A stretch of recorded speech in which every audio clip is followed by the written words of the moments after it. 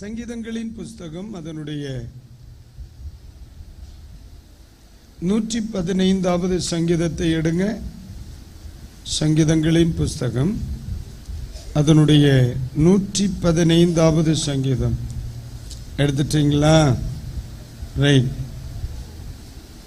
12வது வசனத்தை நாம் அனைவரும் சேர்ந்து வாசிக்கலாமா? 12ஆம் வசனம். கர்த்தர் நம்மை நினைத்திருக்கிறார், அவர் ஆசீர்வதிப்பார். சிறுவேல் குடும்பத்தாரை ஆசீர்வதிப்பார், அவர் ஆரோனின் குடும்பத்தாரை ஆசீர்வதிப்பார். ஒரு ஆமேன் சொல்லுங்க. 12ஆம் வசனத்தின் முதல் பகுதியை ஒரு முறை கூட வாசிப்போம். கர்த்தர் நம்மை நினைத்திருக்கிறார், அவர் ஆசீர்வதிப்பார். ஒரு முறை கூட சொல்லுங்க.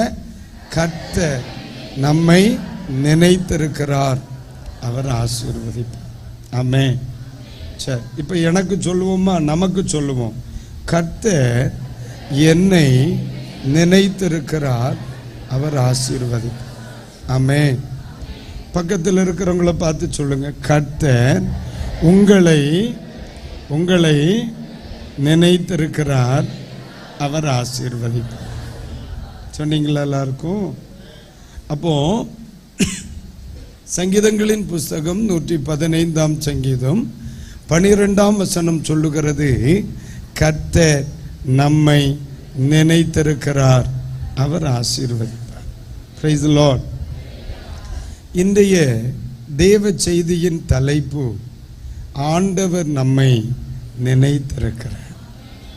கர்த்தர் நம்மை நினைத்திருக்கிறார்.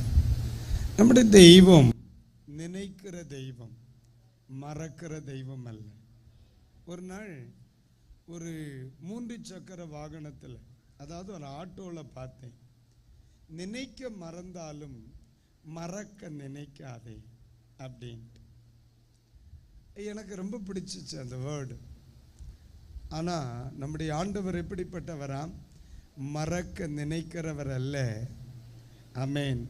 மறக்க நினைக்கிறவர் அல்ல. நம்முடைய தெய்வம் நம்மை நினைக்கிறவர். நம்ம ஆண்டவர் எப்படிப்பட்டவர்? நம்மை நினைக்கிறவர். நம்முடைய இயேசு எப்படிப்பட்டவர்? நம்மை நினைக்கிறவர். அவர் நம்மை நினைத்ததுனால தான் நம்முடைய குடும்பங்கள் இன்னைக்கு வரைக்கும் கிருபையில் வாழுது. ஆமாவா இல்லையா? எவ்வளவோ பிரச்சனைகள், எவ்வளவோ போராட்டங்கள், எவ்வளவோ சவால்கள், எவ்வளவோ சத்துருவின் போராட்டங்கள், இதெல்லாம் இருந்தும் இன்னைக்கு வரைக்கும் இந்த குடும்பத்தை, இந்த சபையை, இந்த ஊழியத்தை இந்த தேசத்தில் பார்க்குறோம்னா, நம்ம அவரை நினைச்சோமோ இல்லையோ, அவர் நம்மளை மறக்கலை. சரிதானே? அப்போ இன்றைக்கு முதல் நாள் இரவில் நம்முடைய தெய்வம் எப்படிப்பட்டவர்? நம்மை நினைக்கிற தெய்வம், நம்மை நினைக்கிறவர். மறுபடியும் 115 12வா சொல்லுங்க. கர்த்தர் நம்மை நினைத்திருக்கிறார், அவர் ஆசீர்வதிப்பார். நன்றி. நாம் ஏற்கனவே வாசித்த வசனத்தை ஒரு கணம் கூட சொல்லுவோம். சங்கீதங்களின் புஸ்தகம் 115ஆம் சங்கீதம் 12ஆம் வசனம். ஒரு முறை கூட சொல்லுங்க. சங்கீதங்களின் புஸ்தகம் 115ஆம் சங்கீதம் 12ஆம் வாக்கியம் இணைந்து சொல்லுவோம். கர்த்தர் நம்மை நினைத்திருக்கிறார், அவர் ஆசீர்வதிப்பார். போதும். ஒரு ஆமென். நம்முடைய தெய்வம் நினைக்கிறவர். நம்முடைய ஆண்டவர் எப்படிப்பட்டவர்? நினைக்கிறவர்.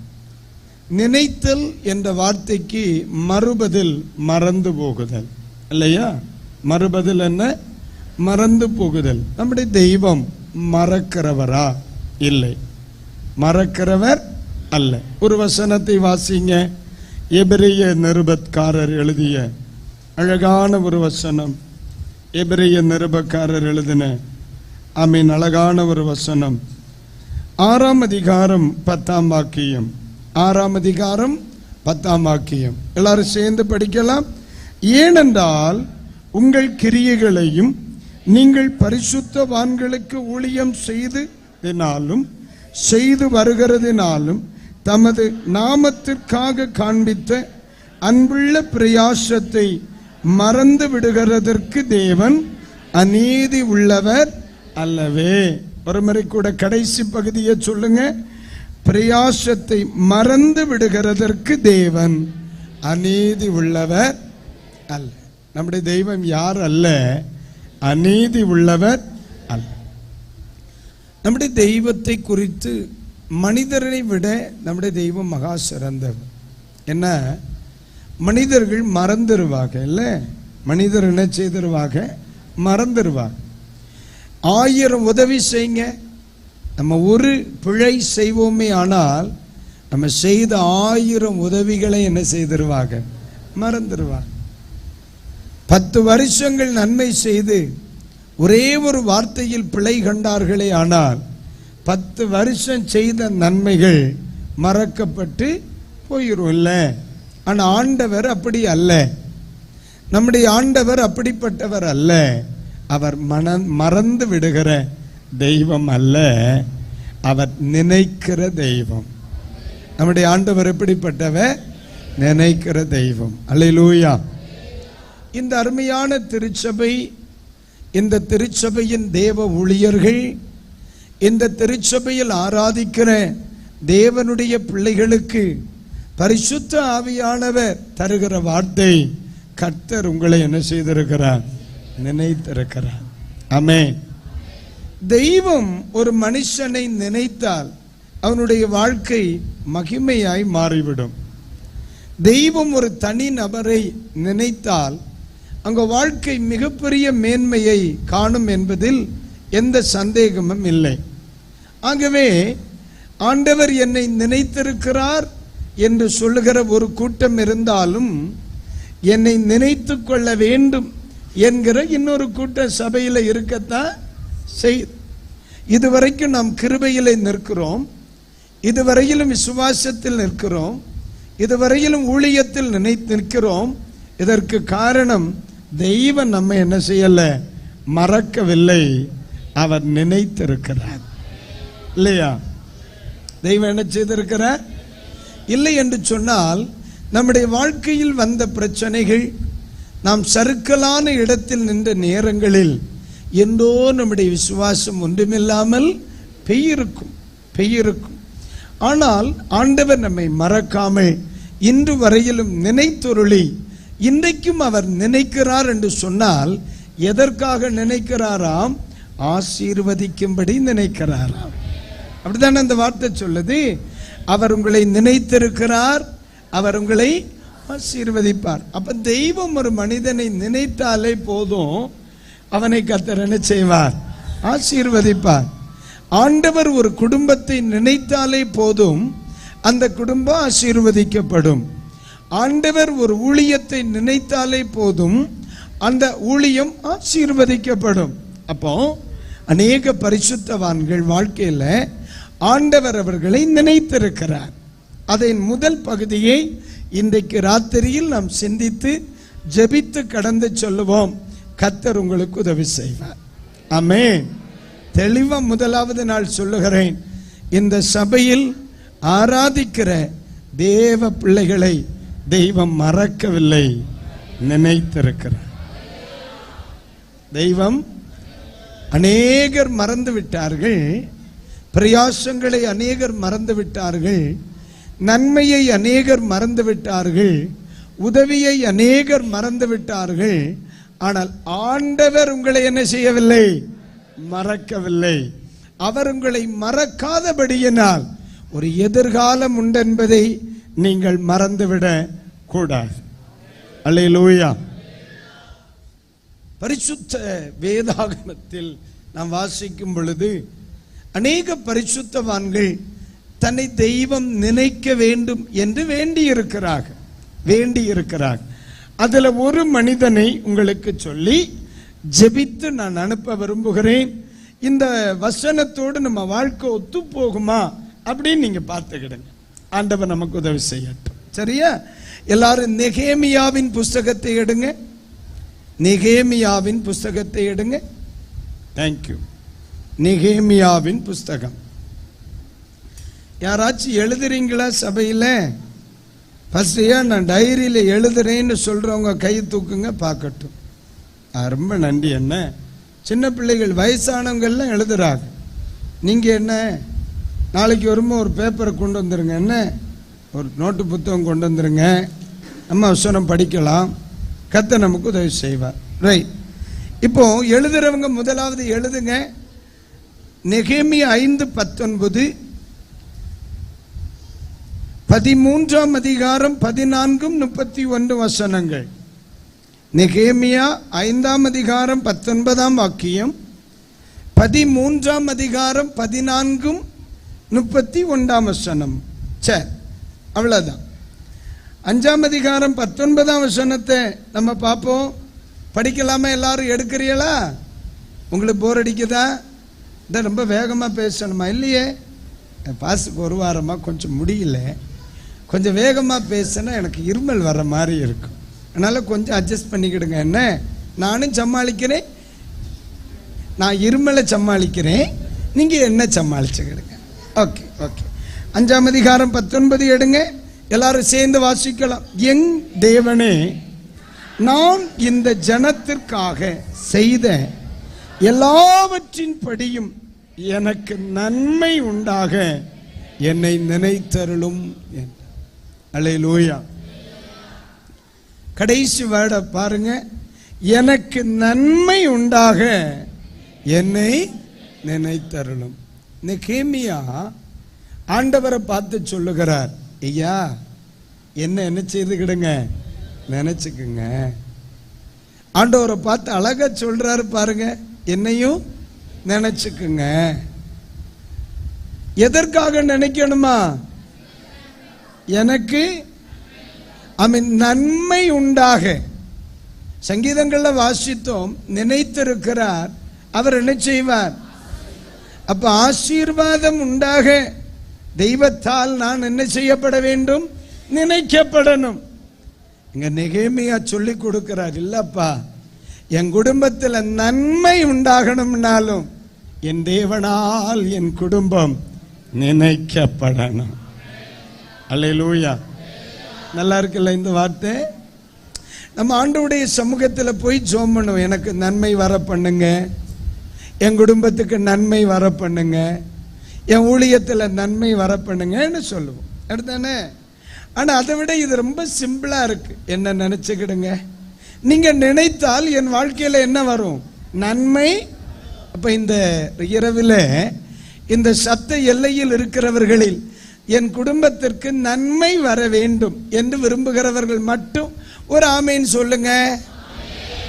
நீங்களுமா நான் இருந்தேன். அப்போ இன்னைக்கு ஆண்டவரை பார்த்து நான் சொல்லுகிற வார்த்தை, ஐயா என்ன செய்துக்கிடுங்க, நினைத்தருளும். அல்லேலூயா. அப்போ ஆசீர்வாதத்தை விரும்புகிறவர்கள் ஆண்டவர்கிட்ட என்ன கேட்கணும்? என்ன செய்துக்கிடுங்க, நினைச்சுக்கிடுங்க. நன்மையை விரும்புகிறவர்கள் என்ன சொல்லலாம்? என்ன செய்து கொள்ளும், நினைத்து கொள்ளும். ஆமென். இப்போ நம்ம மறுபடியும் எங்க போவோம்? 13ஆம் அதிகாரத்துக்கு போமா? Very good. நீங்க நல்ல பிள்ளைகள், உங்களுக்கு இந்த சண்டே கிளாஸ் எடுத்த மாதிரியே பேச வேண்டியிருக்கு. நல்லா இருக்கு பாருங்க. எனக்கு இதான் பிடிக்கும். சரி, 13ஆம் அதிகாரம் எடுங்க, 14ஆம் வசனத்தை பாருங்க. எடுத்துட்டீங்களா? பேப்பர் சத்தம் கேக்கு, பேப்பர் சத்தம் கேக்கு. எடுங்க எடுத்துட்டு 422ஆம் பக்கம், 622ஆம் பக்கம். ஐயா 620 எடுங்க. எல்லாரும் எடுக்கணும். தோத்தர் என் பிரசங்கம் சிலர் என்கிட்ட 7 பாயிண்ட் இருக்கு, 7 முடிக்கணுங்கிற பிரச்சனை இல்லை. ஏன்னா என் பிரசங்கம் 3 பாயிண்ட்டையே தாண்டாது, எப்படின்னாலும் பாதியில தான் தொங்க போகுது. அதனால நம்ம படிக்கிறத தெளிவா படிப்போமே, இல்லையா? எல்லாரும் எடுத்துட்டீங்களா? சரி ஐயா, இந்த வட்டமேச மாநாடு இருக்கு, எடுத்துட்டீங்களா? Very good. இங்க பார்த்தேன், இங்க ஒரு வெப்பன் இருந்து நல்லா இருக்கு, கம்பு இருக்குன்னு. 13ஆம் அதிகாரம் வச்சு எடுத்துட்டீங்களா? எத்தனை வசனம்? சரி படிங்க. என் தேவனே, நான் என் தேவனுடைய ஆலயத்திற்காகவும் அதன் முறைமைகளுக்காகவும் செய்த நற்கிரியைகளை குலைத்து போடாமல் இந்த காரியத்திலே என்னை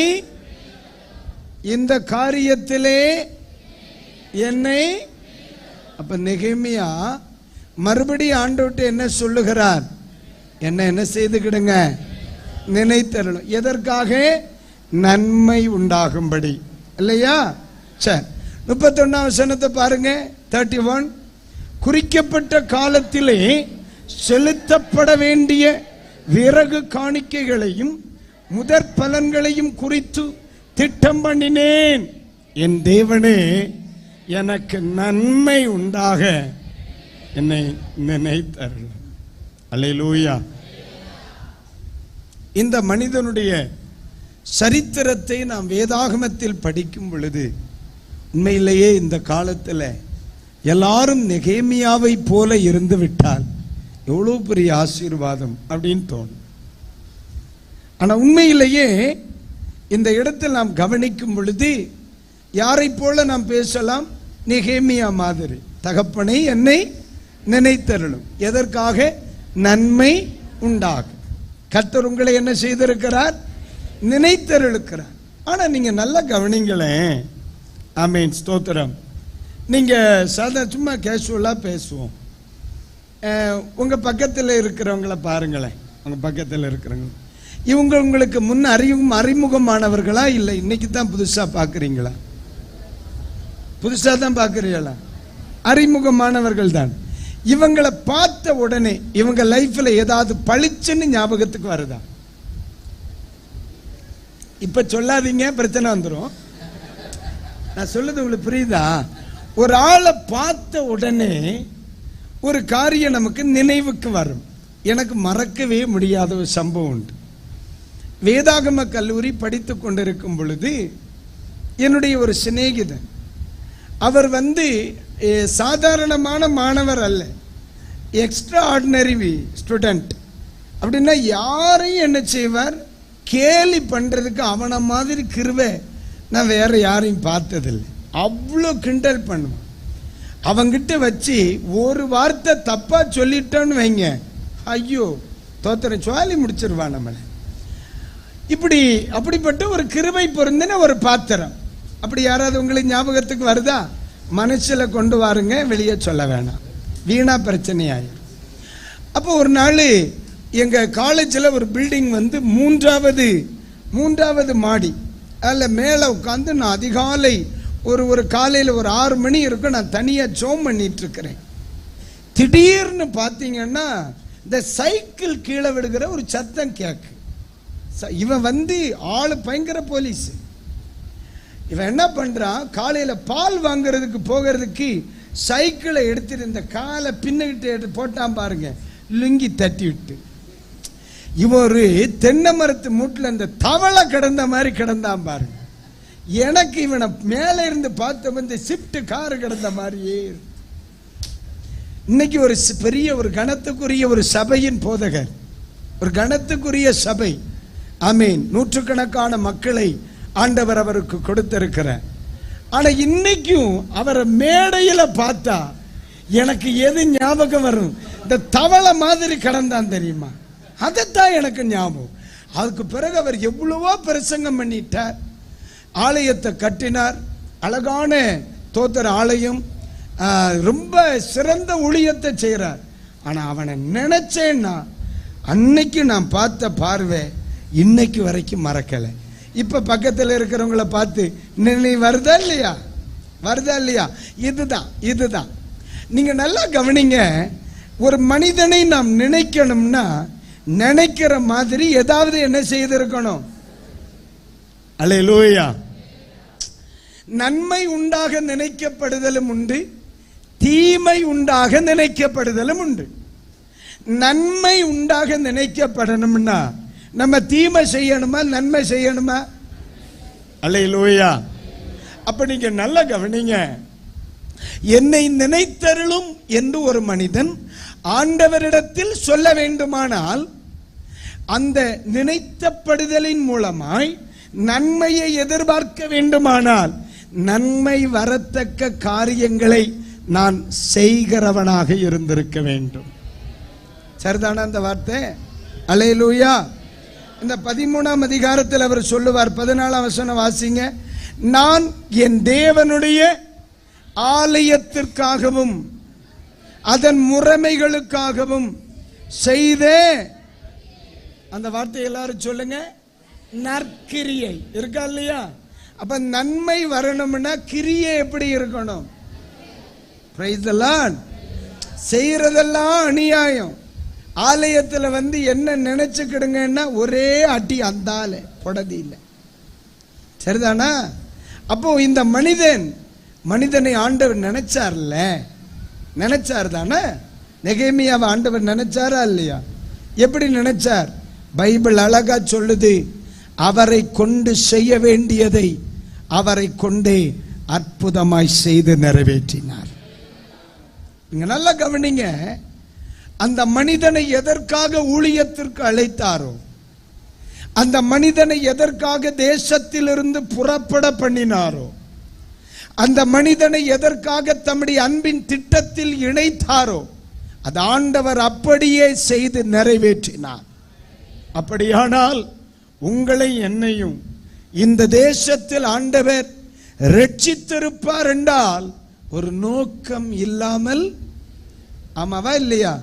நோக்கம் இல்லாமல் நான் நம்புறேம்மா, இந்த காலத்தில் என்ன ஆண்டவர் ரட்சித்திருந்தால் அதற்கு ஒரு நோக்கம் இருந்திருக்கும். இந்த சபையை இந்த இடத்துல பரிசுத்தவான்களை கொண்டு ஆரம்பித்திருந்தால் அதற்கு ஒரு நோக்கம் இருந்திருக்கும்.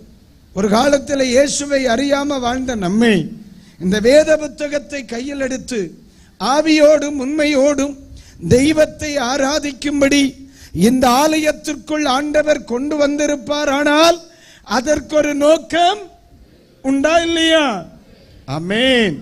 அதை கட்ட நிறைவேற்ற வல்லமை உள்ளவர். ஆமென். தெய்வம் உங்களை நினைத்தால் வந்த நோக்கம் நிறைவேறும்.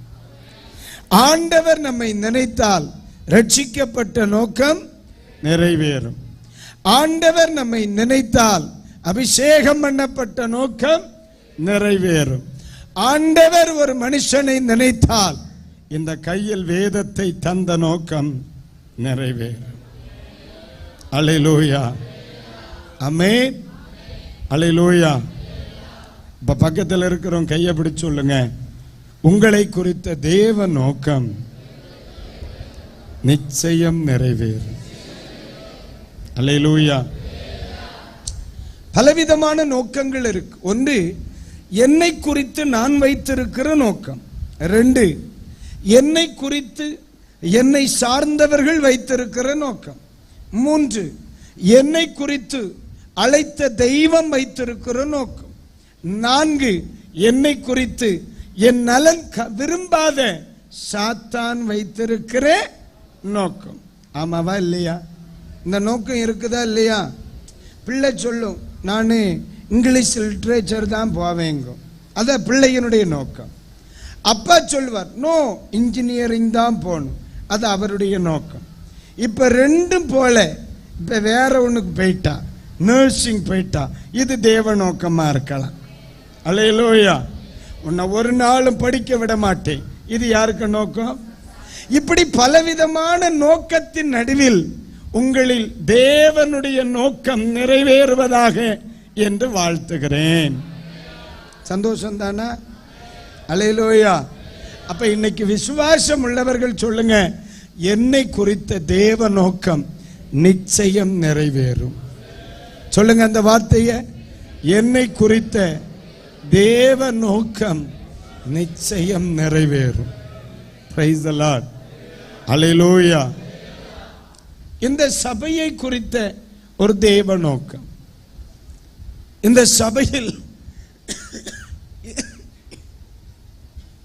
இருக்கிற தேவ பிள்ளைகளை குறித்த தேவனுடைய நோக்கம் நிச்சயம் நிறைவேறும் என்பதில் சந்தேகமில்லை. என்னை குறித்த தெய்வ நோக்கம் நிறைவேற வேண்டுமானால் என்னை தெய்வம் என்ன செய்யணும்? நினைக்கணும். எதை நினைக்கணும்? என்னுடைய நற்கிரியைகளை. அல்லேலூயா. அன்பானவர்களே, தெய்வம் நம்மை நினைத்து நன்மை செய்யணும்னா நம்முடைய கிரியைகள் ஆண்டவர் விரும்புகிற அளவிற்கு இருக்கணுமா இல்லையா? இருக்கணும். பாருங்க, நான் என்னுடைய சபையில் 25 ஆண்டுகளாக போதகராக இருக்கிறேன். 25 ஆண்டுகள் ஒரு சபையின் போதகர். நிறைய பேர் நம்ம சபை ஆரம்பித்த காலத்தில் இருந்தவங்க ஒரு சிலர் என்ன செய்திருக்காங்க, இறந்திருக்காங்க தானே, நம்ம கையாலேயே அடக்கம் பண்ணுறோம். ஆனால் நேற்றைக்கு ஒரு இடத்தில் அமர்ந்து ஒரு அரை மணி நேரம் பேச வேண்டிய ஒரு சூழ்நிலை ஏற்பட்டது. அப்போ என்னுடைய ஊழியம் ஆரம்பித்த நாட்களில் என்னோடு கூட வாழ்ந்த சில ஆவிக்குரிய பெற்றோர், என்னுடைய சபை விசுவாசிகளாக இருந்தாலும் வயது முதிர்ந்திருந்த சில பிதாக்களை நான் நினைத்து, அவர்களை நினைத்தால் எனக்கு கண்ணீர் வரும். ஏன் அப்படின்னா, அவர்கள் அன்றைக்கு நம்மை அங்கீகரித்த விதம். அன்னைக்கு நம்ம அந்த தேசத்தில் தரிசனத்தோடு போனப்போ நம்முடைய கையிலும் ஒன்றுமில்லை, பையிலும் ஒன்றுமில்லை. ஒரு நேர உணவிற்காக நம்ம பிரயாசப்பட்ட நாட்கள்.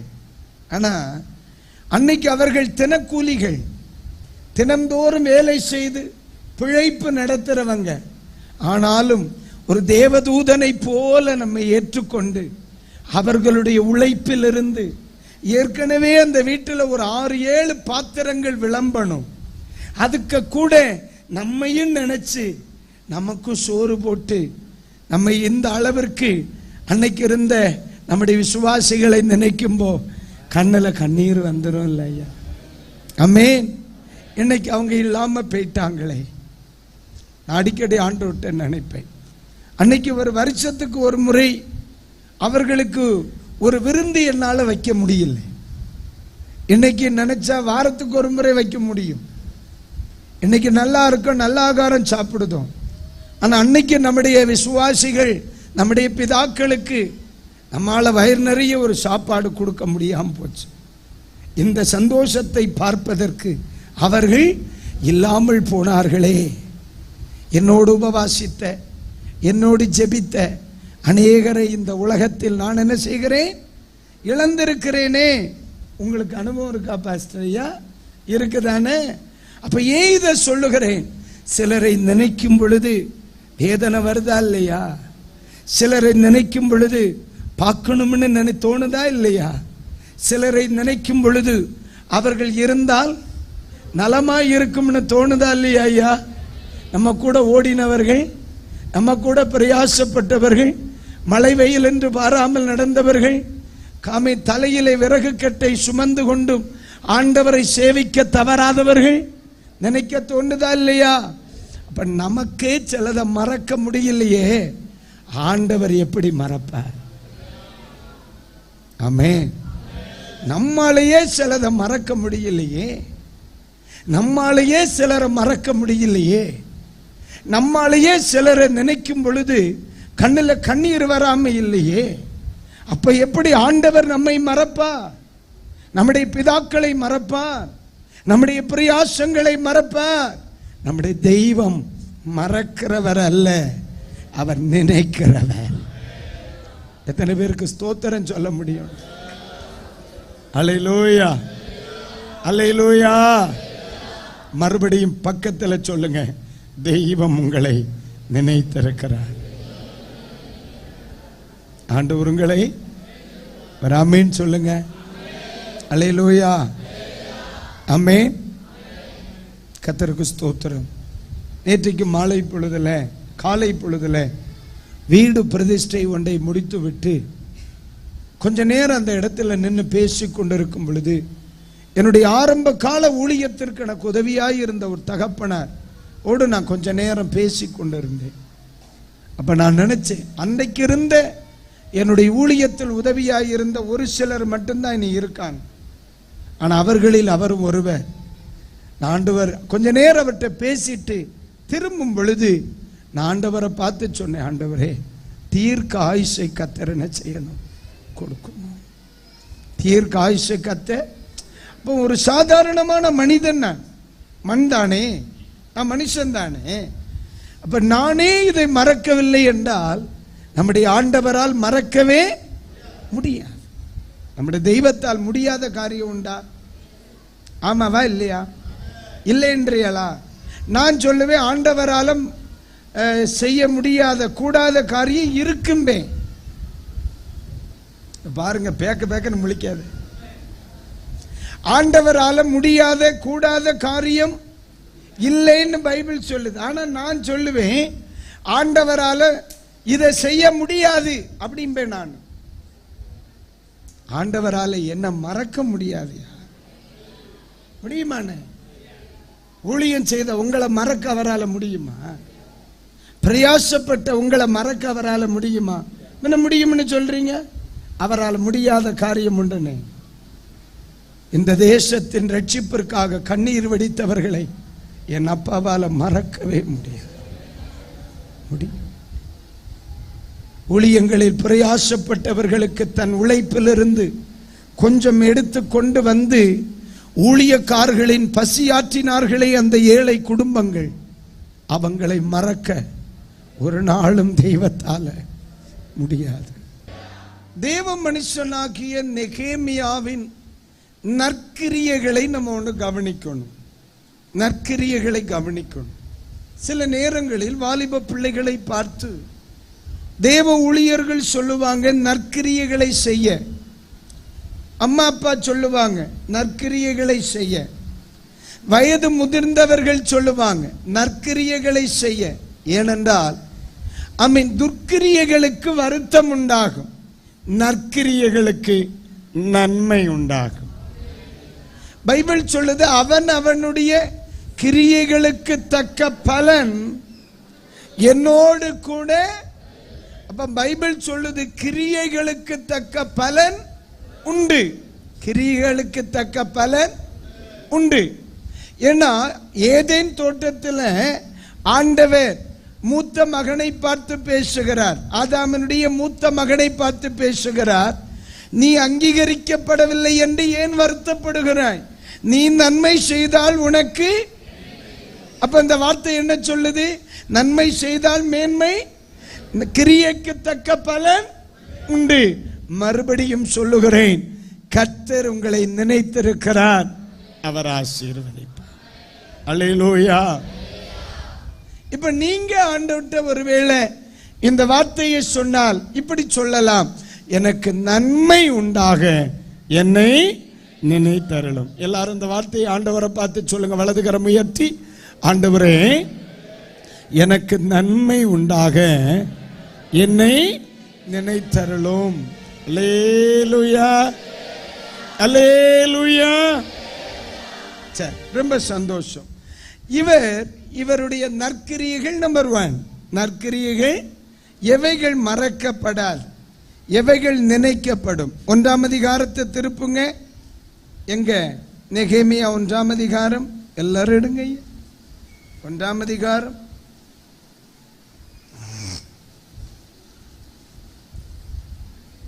அதனுடைய 2ஆம் வசனமும் 3ஆம் வசனமும் 4ஆம் வசனமும் ஒருத்தர் வாசிக்கிறீங்களா? வாசிங்க.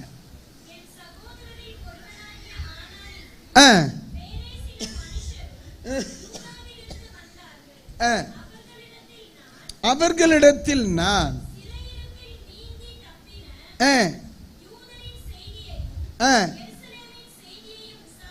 ஒரு ஆமீன் சொல்லுங்க.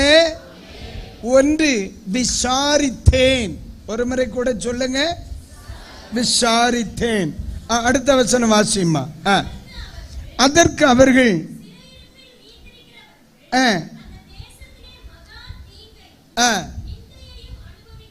அனுபவிக்கிறார்கள்.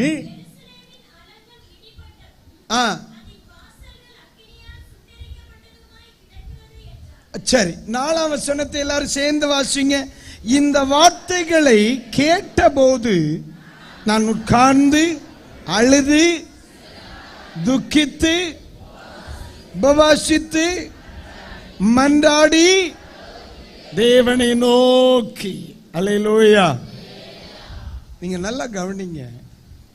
இந்த இடத்தில் சுயநலம் இல்லாத, பிறர் நலன் கருதுகிற, மற்றவர்களுக்காக பாரப்படுகிற இருதயத்தை கொண்ட ஒரு நெகேமியாவை இங்க பார்க்கிறோம்.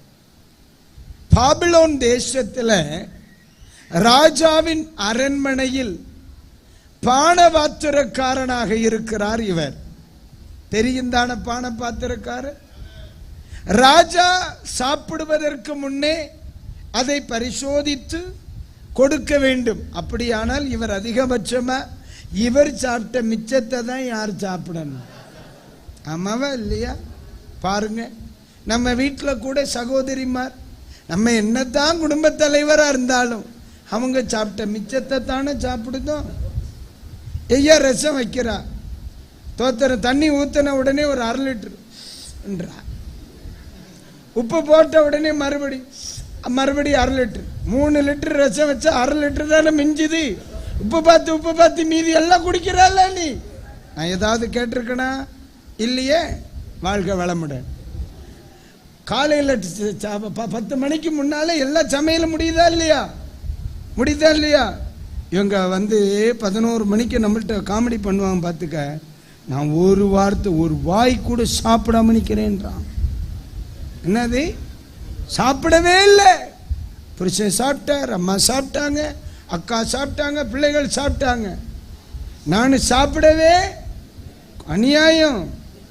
இட்லி அவிச்சப்போ 1 டேஸ்ட் பார்த்தா, நீ பூரி சுட்டப்பா 1 டேஸ்ட் பார்த்தேன், சட்னி வச்சப்போ 1/2 லிட்டர் சட்னி குடிச்சா. அப்படி பார்த்தா நீ எல்லாம் பானை வயிறா தான் இருக்கணும். பண்றதெல்லாம் பண்ணிவிட்டு கடைசியில் என்ன சொல்றாங்க? நீங்க பார்க்குற பார்வையை பார்த்தா உண்மை வெளியே வந்த மாதிரியே இருக்கும். வாழ்க அல்லேலூயா. இதுக்கு மேலே என்ன காமெடி? நான் ஒன்றுமே சாப்பிடாம இருக்கிறேன். இதெல்லாம் கேட்டுட்டு நாங்களும் இருக்கிறோம். கர்த்தர் தான் உங்களை காப்பாற்றணும். வாழ்க வளமுடன். அல்லேலூயா. விடுங்க, இதுதான் அவருடைய வேலை. பானபாத்திரக்காரனா வேலை செய்கிறார். அவருக்கு சாப்பாட்டுக்கு குறைவில்லை. எந்த இடத்தில் இருக்கிறார்? அரண்மனையில் இருக்கிற, அரண்மனையில் வாழ்கிறார், குறைவில்லாம வாழ்கிறார். வாழ்க்கையில் அவருக்காக பாரப்பட வேண்டிய எந்த அவசியமும் இல்லை. ஆனா அவருடைய இருதயம் யாரை குறித்து பாரப்படுகிறது? இஸ்ரவேலில் மீந்திருக்கிற தன் ஜனத்தை குறித்து பாரப்படுதா இல்லைங்களா? நான் பாருங்க, சிறுமைப்பட்டவர்களின் மேல் சிந்தை உள்ளவர்கள் பாக்கியவான்கள். ஆமென். சிறுமைப்பட்டவர்களின் மேல் சிந்தை உள்ளவன்.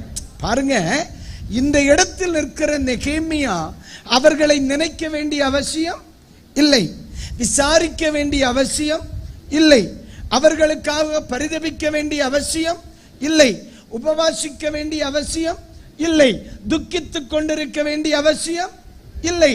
ஆனா இந்த மனிதனுடைய இருதயம் மட்டும் நினைவுகள் யார் மேலே இருக்கு? சொந்த தேசத்தின் மேல், சொந்த ஜனங்களின் மேல், சுட்டரிக்கப்பட்டு கிடக்கும் பட்டணத்தின் மேல், இடிக்கப்பட்ட ஆலயத்தின் மேல். நீங்க நல்லா கவனிங்க. நான் நல்கா வாழ்கிறேன்னு சொல்லி ஊழியத்தை குறித்த கரிசனை இல்லாமல், நான் நல்லா இருக்கிறேன் ஊழியர்களை குறித்த கரிசனை இல்லாமல், நான் நல்லா இருக்கிறேன் என் விசுவாசிகளை குறித்த கரிசனை இல்லாமல் வாழ்கிற அநேகரை விட இந்த நெகேமியா அப்படி இருக்கிறார் தெரியுமா? ஆமென்.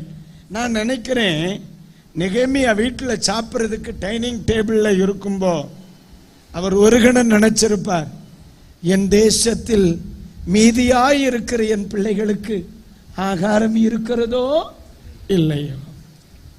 அந்த தேசத்தில் அநேக ஆசாரியர்கள் இருக்கிறாங்க, ஊழியம் செய்யறவங்க. எங்க ஊழியக்காரங்க சாப்பிட்டாங்களோ இல்லையோ.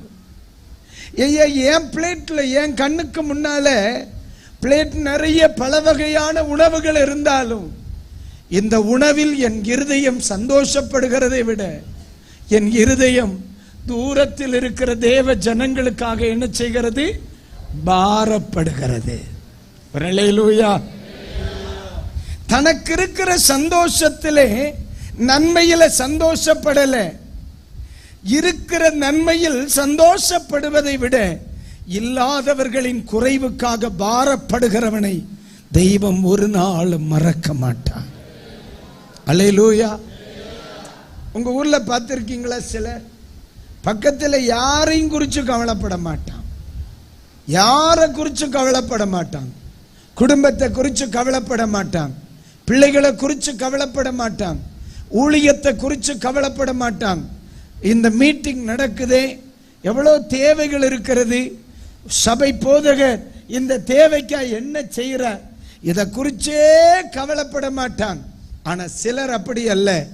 தன் வீட்டிலே ஒவ்வொரு காரியம் செய்யும் பொழுதும் சபையை குறித்த பாரம், தன் விசுவாசிகளை குறித்த பாரம், தன் தேசத்தை குறித்த பாரம், ஆத்துமாக்களை குறித்த பாரம், ஊழியர்களை குறித்த பாரம், ரட்சிக்கப்படாதவர்களை குறித்த பாரம், ஏழைகளை குறித்த பாரம். இது ஆண்டவர் பார்த்தார், தேவன் அங்கீகரித்தார், நினைத்தார், ஆசீர்வதித்தார். ஒரு அல்லேலூயா. ஒன்னு யோசிங்க, நம்ம வாழ்க்கையில நம்ம எவ்வளவோ நன்மைகள் இருக்கிறது. அந்த நன்மையின் நடுவில் மற்றவர்களை நினைக்கிற பழக்கம், நாம் அனுபவிக்கிற ஆசீர்வாதத்தில் மற்றவர்களை நினைக்கிற பழக்கம், நம்முடைய ஜெபத்தின் நடுவில் மற்றவர்களை நினைக்கிற பழக்கம் உங்களுக்கு இருக்குமானால் உங்களை மறக்க ஆண்டவரால் முடியாது. அல்லேலூயா. நான் அடிக்கடி என் சபைக்கு சொல்லுவேன், இந்த விசேஷித்த நாட்களில் நம்ம வஸ்திரம் எடுப்போம் இல்லை, ஆமாவா இல்லையா? எது விசேஷித்த நாட்கள்? ஓகே, சில சபையில் அதை எடுக்க மாட்டாங்க. இப்போ நமக்கு பிரச்சனை இல்லை. கிறிஸ்து பிறப்பின் பண்டிகை, ஈஸ்டர் பண்டிகை, பிறந்த நாள், திருமண நாள், அப்புறம் இதுக்கு மேலே சம்பளம் கிடைக்கிற அத்தனை நாள், இப்பெல்லாம் நம்ம எடுக்க போறோம் இல்லை, கடைக்கு போறோம். சிலர் மற்றவர்களை குறித்து நினைப்பதில்லை. ஆனால் நான் என்னுடைய திருச்சபைக்கு நான் சொல்லிக் கொடுப்பேன், நீங்க எப்பொழுது உங்க சந்தோஷத்தின் நடுவில் தோத்திரம் ஒரு நன்மைக்கு நீங்க போனாலும் ஏழைகளை நினைக்க தவறக்கூடாது. Praise the Lord. ஏன்னா இந்த இடத்துல நெகேமியாவை தெய்வம் நினைத்தருள காரணம் என்ன தெரியுமா? தன் சுயநலத்தை விட்டு தேசத்தின் மேல் அவருக்கு உண்டான பாரம் தான். நம்ம சாதாரணமா ஜெபிக்க அமரும் பொழுது கூட 1 மணி நேரம் ஜெபிக்க இருந்தா 58 நிமிஷமும் தனக்கா ஜெபம் பண்ணிட்டு தோத்தர கடைசியில் ஒரு கோடிட்ட இடத்தை நிரப்புவார்கள். அப்பா எல்லாரையும் பார்த்து ஆண்டவர் பாப்பார், உன்னை பார்க்கிறோம்ல. முதல்ல 58 நிமிஷம் ஜெபம் பண்ணி இருக்க, தேசத்திற்கா, சபைக்கா, ஜனங்களுக்கா பாரப்படலை. ஆனா சில தேவ பிள்ளைகளை நீங்க எடுத்தீங்கன்னா தனக்காக அழுகிறதை விட தன் நண்பர்களுக்காய், தன் குடும்பத்தாருக்காய், ரட்சிக்கப்படாதவர்களுக்காய், சபைக்காய், ஊழியர்களுக்காய், ஊழியங்களுக்காய், அழிந்து போகிற ஆத்துமாக்களுக்காய் அழுவாக பார்த்திருக்கீங்களா? இந்த இருதயம் யாருக்கு இருக்குமோ அவர்களை தெய்வத்தால் மறக்க முடியாது. அல்லேலூயா. சில ஊழியம் செய்கிற சில விசுவாச பிள்ளைகளை நான் பார்த்திருக்கேன். தாம் பிள்ளைகளுக்கு அரை பட்னியா போட்டுட்டு அநேகருடைய பசியாற்றுகிற எத்தனையோ குடும்பங்கள் இருக்காங்க. பார்த்திருக்கீங்களா? ஒருவேளை நீங்க கூட அப்படி செய்திருக்கலாம்ல. இத நம்ம வீட்டுக்கு பயன்படுத்தி இருந்தா நம்ம எல்லாரும் சந்தோஷமா சாப்பிடலாம். இதை குறைச்சிட்டு எத்தனையோ ஊழியங்களுக்கு உதவி செய்கிற அப்படிப்பட்ட பாரம் உள்ளவர்களுக்கு சொல்றேன், ஏசப்பா உங்களை நினைச்சிருக்கிறாருங்க, அவர் உங்களை ஆசீர்வதிப்பார். அல்லேலூயா. ஏழைக்கு இறங்குகிறவன் கர்த்தருக்கு கடன் கொடுக்கிறார். நம்ம கண்களுக்கு முன் இருக்கிற ஏழை, நம்முடைய ஊழியத்திற்கு அடுத்த காரியங்கள், ஊழியர்களுக்கு அடுத்த காரியங்கள், கஷ்டப்படுகிற, பிரயாசப்படுகிற, தேவராஜ்யத்தை கட்டுகிற, நம்முடைய கண்களுக்கு முன்னே தேவைகளோடு இருக்கிற, இடிக்கப்பட்ட நிலையில், கவலைப்பட்ட நிலையில், கைவிடப்பட்ட நிலையில் கிடக்கிற தெய்வ ஜனத்தின் மேல் அல்லது தேசத்தின் ஜனத்தின் மேல் யாருடைய இருதயம் பாரப்படுமோ அவர்களை கர்த்தர் ஒரு நாளும் என்ன செய்ய மாட்டார், மறக்கவே மாட்டார். அல்லேலூயா. இந்த நற்கிரியை நம்மகிட்ட உண்டான்னு ஒன்று பாருங்களேன். இல்லையா இருக்கான்னு கையெல்லாம் தூக்க சொல்லல. இருக்குன்னா ஒரு ஸ்தோத்திரம் சொல்லிக்கிடுங்க. இல்லைன்னா இன்னையிலிருந்து அதை என்ன செய்தரணும்? ஆமென். ஒரு எக்ஸாம்பிள் சொல்றேன். நீங்கள் தேவனுக்கு மிகவும், அவருடைய இருதயத்திற்கு மிகவும் அருகாமையில் இருக்கிறீர்கள் அலா என்பதற்கு ஒரு அடையாளம் சொல்றேன். கஷ்டப்படுகிற மற்றவர்களை மனசுல நினைக்கும்போ யாருடைய இருதயம் உடைகிறதோ அவங்க ஆண்டவருடைய இருதயத்திற்கு ரொம்ப அருகாமையில் இருக்கிறார்கள். அதை மறக்கூடாது. சொல்றது புரியுதாண்ணே? கஷ்டப்படுகிறேன். இப்போ தம்பி சொல்லுது, பாஸ்ரியா ரொம்ப கஷ்டமா இருக்கியா, அல்லது ஒரு தங்கச்சி சொல்லுது ரொம்ப கஷ்டமா இருக்கு பாஸ்ரியா, அல்லது ஒரு அண்ணன் சொல்ற உலகத்துல ரொம்ப கஷ்டமா இருக்கு. நமக்கு எவ்வளவோ கஷ்டம் இருந்தாலும் அவங்க கஷ்டத்தை நம்ம கேட்கும் பொழுது என்னால் அதை தாங்கிக் கொள்ள முடியல, என்னால ஜெபிக்காம இருக்க முடியல, என்னால பாரப்படாம இருக்க. இந்த இருதயம் உங்களுக்கு இருக்கும்னா நிச்சயமா சொல்றேன், உங்க வளர்ச்சிய யாராலையும் தடுக்க முடியாதுன்னே. உங்க வளர்ச்சிய யாராலையும் தடுக்க முடியாது. உங்க குடும்பத்தின் முன்னேற்றத்தை யாராலையும் தடுக்க முடியாது. உங்க ஆண்டவர் உங்களை ஆசீர்வதிக்கிறத யாராலையும் தடுக்க முடியாது. யாருடைய இருதயத்திற்கு ஆண்டவர் ரொம்ப சமீபமா இருப்பார் தெரியுமா? ஏழைக்கு இறங்குகிறவனுடைய இருதயத்திற்கு தெய்வம் ரொம்ப நியர்பையா இருப்பார். அல்லேலூயா. ஒன்று நம்மை பரிசோதனை செய்து பார்ப்போம். மற்றவர்களை குறித்து பொருட்டாய் எண்ணுகிற ஒரு இருதயம் இல்லாதவனா நான், அல்லது மற்றவர்களை நினைக்கும் பொழுது சமாதானம் இழந்து விடுகிறேனா, மனம் பதறி விடுகிறேனா, மற்றவர்களை நினைக்கும் பொழுது ஏதாவது ஒன்று எடுத்து கொடுக்காம, அவங்களுக்காக ஏதாவது ஒரு நன்மை செய்யாம, அவர்களை தாங்காம என்னால இருக்க முடியலையே என்ற உணர்வு உங்களுக்கு இருக்கும்னா தெளிவா சொல்றேன், ஏசப்பா உங்களை கைவிடவே மாட்டார். அல்லேலூயா. ஒருவேளை இன்னைக்கு வர நம்ம அந்த விதத்தில் உருவாக்கப்படவில்லை என்று சொன்னால் இன்னையிலிருந்து நம்ம என்ன செய்யணும்? உருவாக்கி கொள்ளணும். ஏன் தெரியுமா? நாம் எந்த அளவினால் அளக்கிறோமோ அதே அளவினால் நமக்கு என்ன செய்யப்படும்? அல்லேலூயா. பாருங்க, பெற்றோருக்கு ஒரு சின்ன ஒரு உதாரணமா சொல்றேனே. நம்ம மற்றவர்களுக்கு உதவி செய்வோம் தானே. பொதுவா வலதுகை செய்கின்ற உதவியை இடதுகை என்ன செய்யக்கூடாது? அறியக்கூடாதுதே. ஆனா ஒன்னு சொல்லுகிறேன், நம்முடைய பிள்ளைகள் படிப்பிக்கப்படணுமா இல்லையா? நம்முடைய பிள்ளைகள் உருவாக்கப்படணுமா இல்லையா? எனக்கு ஒரு ஊழியரை தெரியும். அவர் தன்னுடைய பிள்ளைகளை எப்படி உருவாக்கினார் என்று சொன்னார், சின்ன வயசா இருக்கும் பொழுதே தன்னிடத்தில் ஊழியத்திற்கு வருகிற தான் உதவி செய்கிறவர்களுக்கு தங்கள் பிள்ளைகளுடைய கையால தான் காணிக்க கொடுப்பார். அது அவருடைய பழக்கம். எப்படின்னா, ஒரு இறந்துண்ணுகிற ஒருவர், பிச்சை எடுக்கிற ஒருத்தர் தன் வீட்டுக்கு வந்தா இவர் கொடுக்க மாட்டார். பிள்ளையை கூப்பிட்டு தான் எடுத்து பிள்ளை கையில கொடுத்து, பிள்ளை கையால. ஒரு ஊழியனுக்கு உதவி செய்யும் பொழுது பிள்ளை கையால. அப்ப தகப்பனுடைய விருப்பம் என்ன? என் பிள்ளை வாங்குகிறவனாய் மட்டுமல்ல, கொடுக்கிறவனாய், ஏழைக்கு இறங்குகிறவனாய், மற்றவர்களை குறித்த பாரமுள்ளவனாய் இருக்கணும். ஏனென்றால் இங்கே இறங்கும் பொழுது அங்கே எனக்கு இரக்கம் கிடைக்கிறது. அல்லேலூயா, அல்லேலூயா. அப்போ உங்க பிள்ளைகளை அதற்காக உருவாக்க வேண்டும். நம்ம பிள்ளைகளை அதற்காக உருவாக்க வேண்டும். நம்முடைய பிள்ளைகள் போதிக்கப்பட வேண்டும். ஏன் இதை சொல்றேன் தெரியுமா? இப்படி வருகிற நன்மையை எவனாலையும் தடுக்கவும் முடியாது, எடுக்கவும் முடியாது. சொல்லுது புரியுதா? அப்ப பைபிள் சொல்லுது, நீ நன்மை செய்தால் உனக்கு மேன்மை இல்லையோ? அப்ப நெகேமியா தான் நன்றாய் இருந்தாலும் இறுதி எங்கே இருக்கு?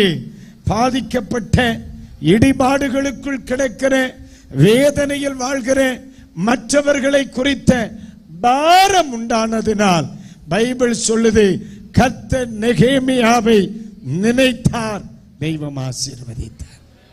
ஆமென் சொல்லுங்க, சொல்லுங்க அல்லேலூயா. ஆமென். நன்மை செய்ய சொல்லுங்க அந்த வார்த்தையை, நன்மை செய்யணும். எப்படியெல்லாம் நன்மை செய்யலாம்? ஏழைக்கு இறங்கி நன்மை செய்யலாம், ஆதரவற்றவர்களுக்கு ஆதரவாயிருந்து நன்மை செய்யலாம், பசித்தவர்களுக்கு ஆகாரம் கொடுத்து நன்மை செய்யலாம், பாடுபடுகின்றவர்களுக்கு காக ஜெபித்து நன்மை செய்யலாம். எந்த அளவிற்கு நம்ம மற்றவர்களை குறித்த பாரம் உள்ளவர்களா இருக்கிறோமோ நம்ம குடும்பங்கள் தழைப்பதை நம்ம பார்க்க முடியும். அல்லேலூயா. தெளிவா சொல்றேன், நம்முடைய சபைகள் மட்டும் வளரணும்னு நம்ம நினைச்சு வேலை செய்தா சபை ஒரு எல்கைக்கு மேல வளராது. நான் தெளிவா சொல்றேன், ஆயிரங்களுக்கு மேற்பட்ட மக்கள், ஆயிரக்கணக்கான மக்கள் கூடி வருகிற ஒரு சின்ன சபையினுடைய போதகர் நான். ஆனா என் சபையினை குறித்து மட்டும் முழு கவனம் செலுத்தி நான் ஊழியம் செய்த பொழுது வராத வளர்ச்சி மற்ற சபைகள் வளர வேண்டும் என்று என்றைக்கு என்னுடைய இருதயம் பாரப்பட ஆரம்பித்ததோ அன்று முதல் என் சபை வளர ஆரம்பித்தது. நான் சொல்றது உங்களுக்கு புரியுதா இல்லையா அம்மா? அதுவரையிலும் வெளியவே போக மாட்டேன். காலையிலிருந்து ராத்திரி வரை சபை தான். ஏன் விசுவாசி, ஏன் சபை, ஏன் விசுவாசி, ஏன் சபை, ஏன் இப்படியே தான் ஓடும். ஆனா என்றைக்கு என்னுடைய கண்களை தேசத்தின் சபைகளின் மேல் என்னுடைய கவனத்தை நான் திருப்ப ஆரம்பிச்சோன்னோ, இப்ப இந்த இடத்துக்கு வந்தேன். இது இந்த வாரம் எத்தனாவது ஊழியம் நினைக்கிறீங்க? 3வது ஊழியம். இந்த வாரம் 3வது ஊழியம். அப்ப நீங்க நான் காலையில ஒரு இடத்துல பேசிட்டு தான் வந்திருக்கேன். இது 3வது மேடை. நான் செல்லுகிற ஒவ்வொரு இடத்திலையும் போய், ஆண்டவரே இந்த ஊழியத்தை ஆசீர்வதிங்க, இந்த சபையை ஆசீர்வதிங்க, இந்த போதகரை ஆசீர்வதிங்க, இந்த பிள்ளைகளை ஆசீர்வதிங்க, இந்த ஊழியத்தை ஆசீர்வதிங்கன்னு நான் எதுக்கெல்லாம் ஜெபிக்கிறேனோ அதனுடைய பலனை பல 100 மைல்களுக்கு முன் அங்க இருக்கிற என் சபையில கண்ணால பார்ப்பேன். நான் சொல்றது உங்களுக்கு புரியுதா? ஏன் தெரியுமா? மற்றவர்களை குறித்த பாரம் உள்ளவன் தான் தேவனுடைய இருதயத்திற்கு மிகவும் சமீபமானவன். அல்லேலூயா. மற்றவர்களுக்கு யோபு அப்படித்தானே பார்க்கிறார். தன் சிநேகிதர்களுக்காக ஜெபித்த பொழுது அவருடைய சிறையிருப்பு என்ன செய்யப்படுகிறது? மாற்றப்படுகிறது. இன்றைக்கு ராத்திரியில் சொல்லுகிறேன், நெகேமியாவினுடைய இருதயம் நமக்குள் இருந்திருக்குமானால் நம்முடைய குடும்பம் ஒரு நாளும் கைவிடப்படாது.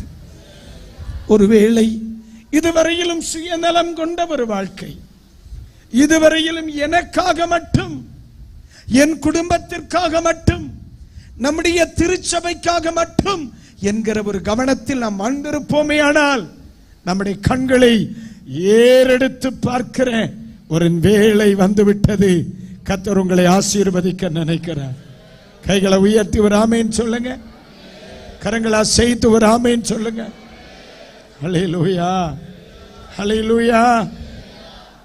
ஆண்டவர் சொன்னார்ல, அன்னைக்கு தேவ மனுஷனாகிய பேதுரு ஆண்டவரை பார்த்து கேட்கும் பொழுது, எல்லாவற்றையும் விட்டு உம்மை பின்பற்றினோமே, எங்களுக்கு என்ன? அடுத்த ஒரு வார்த்தை சொன்னார், என் நாமத்தின் நிமித்தம் வருகிறவர்களுக்கு ஒரு கலசம் தண்ணீர் கொடுத்திருந்தாலும் பலனில்லாமல் மறக்க முடியவே குடும்பத்தை மறக்கவே பணிவிடை செய்கிறீர்களா? பாரப்படுகிறீர்களா? மற்றவர்களுக்காய் ஜெபிக்கிறீர்களா? மற்றவர்களுடைய நலன் கருதுகிறீர்களா? இன்றைக்கு ராத்திரி சொல்லுகிறேன், உங்க வளர்ச்சியை யாராலையும் தடுக்க முடியாது. உலகம் சொல்லும், இவன் குடும்பத்தை தடுத்துருவேன், என் வாழ்க்கையை தடுத்துருவேன், என் ஆசீர்வாதத்தை தடுத்துருவேன். முடியவே முடியாது. காரணம், இந்த நன்மை பரத்திலிருந்து உண்டாகிற நன்மை. இந்த நன்மை பரத்திலிருந்து உண்டாகிற நன்மை. புரியுதாம்மா? இது யாராலையும் தடுக்க முடியாது. அல்லேலூயா, அல்லேலூயா. அப்ப இன்றைக்கு ராத்திரியில் இதுவரை பிரயாசப்பட்ட, இதுவரை நலன் கருதின, இதுவரை நன்மை செய்த, இதுவரை மற்றவர்களை குறித்து பாரப்பட்ட ஒரு வாழ்க்கை வாழ்ந்த எனக்கு நான் சொல்லுவேன், என் வளர்ச்சியை தடுக்க எவனாலும் ஆமென். ஒருவேளை இன்று வரையிலும் சுயநலமான ஒரு வாழ்க்கையானால் இன்றைக்கு ராத்திரி என்னை நான் என்ன செய்யணும்? மாற்றிக்கொள்ளணும். நெகேமியாவை ஆசீர்வதித்தவர் ஆசீர்வதிக்க விரும்புகிறார். அல்லேலூயா, அல்லேலூயா. ஏழைக்கு இறங்கின, இடிபாடுகளுக்குள் கிடக்கிற குடும்பங்களுக்காக ஜெபித்த, பிரயாசப்பட்ட அத்தனை பிள்ளைகளுக்கும் சொல்லுகிறேன், தெய்வம் ஆசீர்வதிப்பார்.